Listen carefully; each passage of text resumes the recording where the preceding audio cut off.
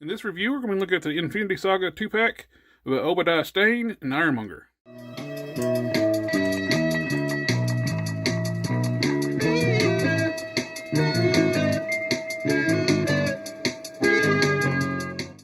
recently got this 2-pack in the mail. I ordered it from GameStop, and this is huge packaging. Actually had to back up my camera stand just to get it all in frame. Great looking packaging. Got the murals on the side, beautiful artwork on it. Murals on both sides of the box. A picture of the original Iron Man movie poster. You have a bio of Obadiah Stane over here in multiple languages, and his Ironmonger suit. You have your standard warnings, your sad onion, some Marvel trademark information, some more legalese on the bottom. And for those who need the barcode, I cannot turn it around in my workstation. There it is.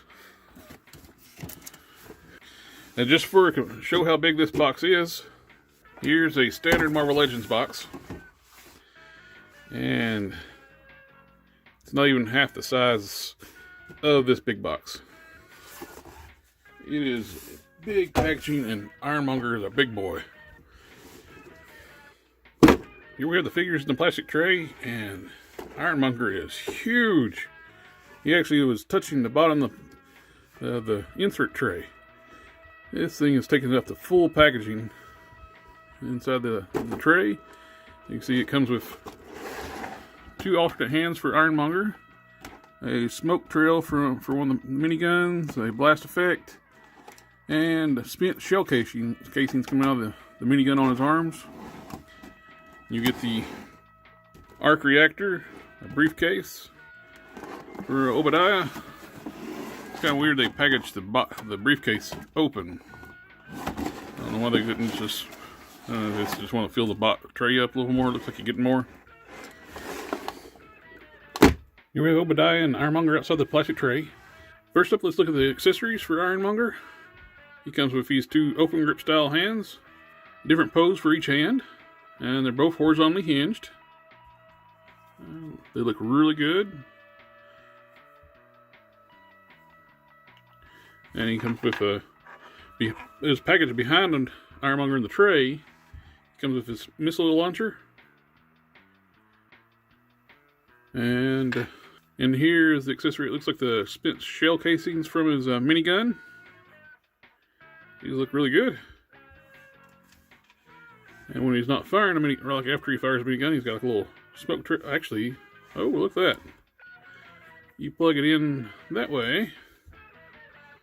The heat coming off the gun, you can see the smoke trail and the missile. You can use it by itself or when he's firing. Well, that's really cool. For Obadiah, he comes with a briefcase and an arc reactor.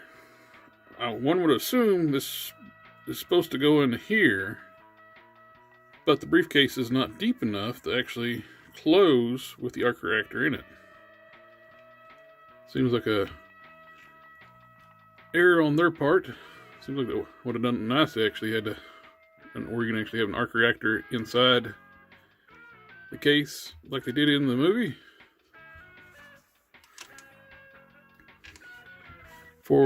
Let's go ahead and look at Obadiah. The body is reused from the Captain Marvel young Nick Fury. I have that body here. I had an extra Nick Fury. I use it to make a flap top. But you can see the bodies are exactly the same, just the deco on the shirt and the tie. And of course the head and hands are new.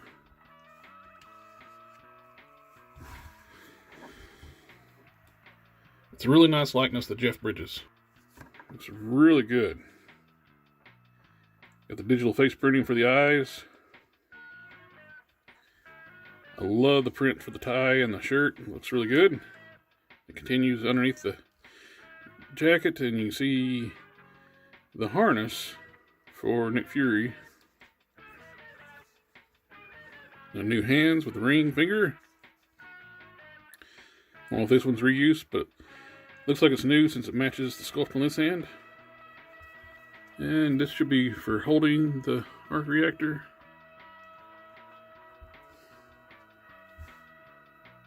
Yep. Oh, and take a quick little close-up of the arc reactor. It's decoed really nice.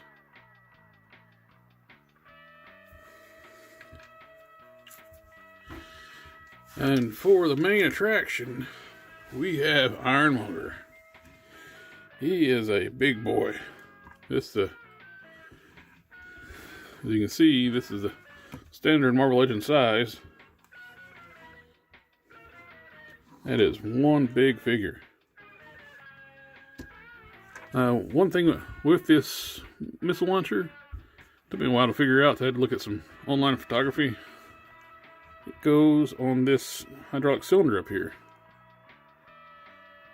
And it's tough to get it to snap on and stay on.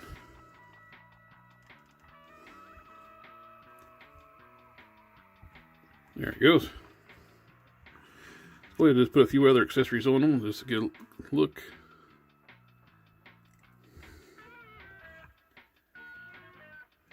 And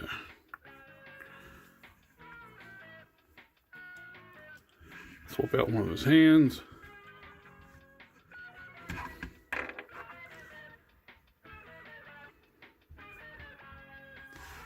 Okay, we got him decked out.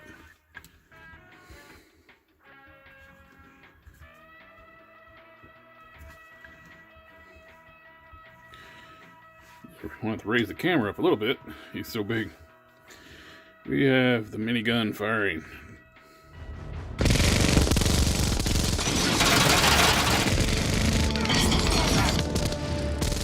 This is a beautiful figure. The only thing I can see them done any improvements on this figure if they could have done some washes to bring out some of the detail a little more. Sculpt is beautiful. Happy little accident that's knocked out. Like I said, you can display it with just the smoke coming off, like he just got through firing. So I'll pop those out for right now for the rest of the view. Let's raise the camera up a little bit more. So he is monstrously huge. The sculpt is great on this thing. Love the texture. It's like a rough, hammered looking steel on all this. Like they built this thing in a hurry. Love that texture. The arc reactor details in here. All the arms, and on certain parts the pistons move with the figure. This is hinged down here. This cylinder moves, and it's a ball joint here. It's so cool. And the shoulder pads are on moving cylinders too. They'll pop out too. They're pretty restricted because this is not hinged, but you got a rotation here, and the cylinder comes out. Seems like they show ahead and made these hinges actually work. But, this thing's just a great looking detail and all over this figure. Down to the legs. These cylinders don't move, and these don't move, but just the ones up here. Wish they would have painted they only painted the edge of the bullets here, but the shell casings are all brass. It seems like they should have painted that a little bit better.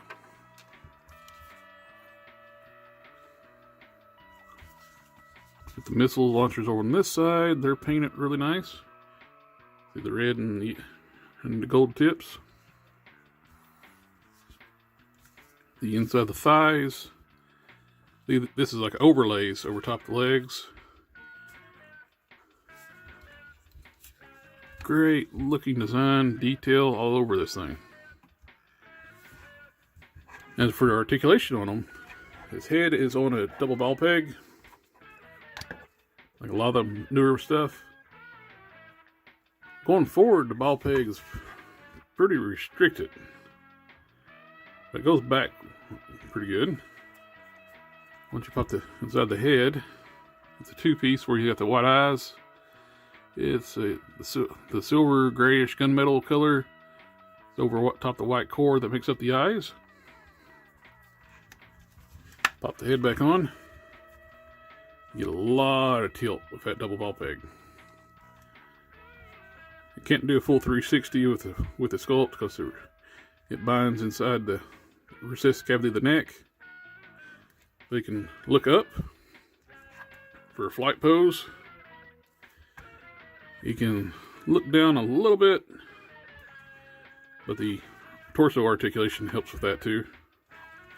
Disc hinge shoulders go all the way up to this far. There's no butterfly joint. There's bicep swivel. So the shoulder pads are articulated. There's no stops. You can pull that cylinder out. But the shoulder pads rotate.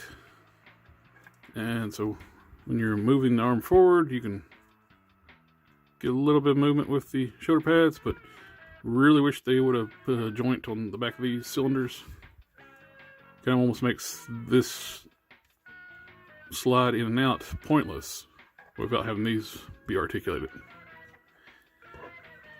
The single joint elbows, a little less than 90 degrees. Hinge and swivel wrist. The torso is on a double ball peg. You get a lot of movement in that thing. You can tilt from side to side, back, crunch forward, full 360. A lot of movement. It's great with range of movement with that ball peg. Like looking down, so you restrict it looking down, but with that, when you crunch that down, you can look down at Iron Man really well. Ball joint hips. They are going to be restricted outward because of the armor overlay, because that's about as far as you're going to get. And pushed against the side, and you have to pull this armor up to get it that far. There's a rotation, forward, back. I just lost one of the cylinders because they pop. There's no stop on those. Single joint knees, get you around 90 degrees. Hinged ankles, they're set up like a regular Marvel Legends style hinge. See in there, they'll go forward none, back a little bit. You get ankle pivots. For a big figure, the articulation is pretty good. Never got the original Iron Man figures, Iron Monger especially. I always thought those figures were way too small. I love the fact they're actually going back and redoing the early Marvel cinematic movies. This is just a great piece to have in your collection if you're an MCU collector. I really hope they end up doing the Incredible Hulk movie with Ed Norton, so I can get an update of Abomination from that movie, and of course the Hulk, Ed Norton style Hulk. The big thing we want to see on this one, let's do some size comparisons with these guys. Not going to do my regular transitions with bringing in figures in. I'm just going to go ahead and just bring them in. I want to see how big this guy is. Here is the Hulkbuster. They're pretty well eye to eye. The eye level is just a little bit higher on Hulkbuster. He's got a little more girth, but they're pretty comparable in size. It is a big old figure. As for an Iron Man comparison, standard Iron Man, I don't have the Infinity Saga first Iron Man movie yet to Mark III. Until we get the Avengers Iron Man here. And that is a good size comparison. I like that a lot. That's good size. Then we got Tony Stark from the box set when he was with the Mark I. The Mark I really needs it done because they just reissued the old first Mark I figure with this one, and I don't even display that with my collection. It's just a dated figure. It was too small. This figure, you can tell, wouldn't even fit inside that suit. But here's Tony next to Obadiah. I think that's a good size. I think Robert Downey Jr. and Jeff Bridges. That's about the right height difference, I believe. It's pretty close. And go ahead and leave him here, and stand by. Here they are with a bucket cap. One last comparison. Let's move all this stuff out of the way. This shows how ridiculously undersized the one I'm going to compare with. This is the comic book Build-A-Figure they did before the Iron Man 3 wave so many years ago. This does not seem like... This needs redone. We need a new comic book style Ironmonger. I want an Ironmonger comic book style the size of this one. This is just way too small. All in all, this is just a great looking set. Great update to the Ironmonger. And we never gotten an Obadiah Stane individually, except for the only way you can consider we got one with that one Ironmonger of the retool. That one with the torso would open up. You can see a little bit badly painted version of his upper torso. But this is just a phenomenal set. I love the fact they're going back and redoing the early MCU figures, characters, and giving us characters we didn't even get from the early days. Said I'm hoping we get a Ed Norton Hulk. That would be really great to add to my Hulk collection. Whiplash would be another great one to get, both on the racetrack and in the armor at the end of the Iron Man 2 with hammer drones, armies of hammer drones. That would be great. This is a pricey set. Retail is $75 or $74.99 plus tax. It's $75.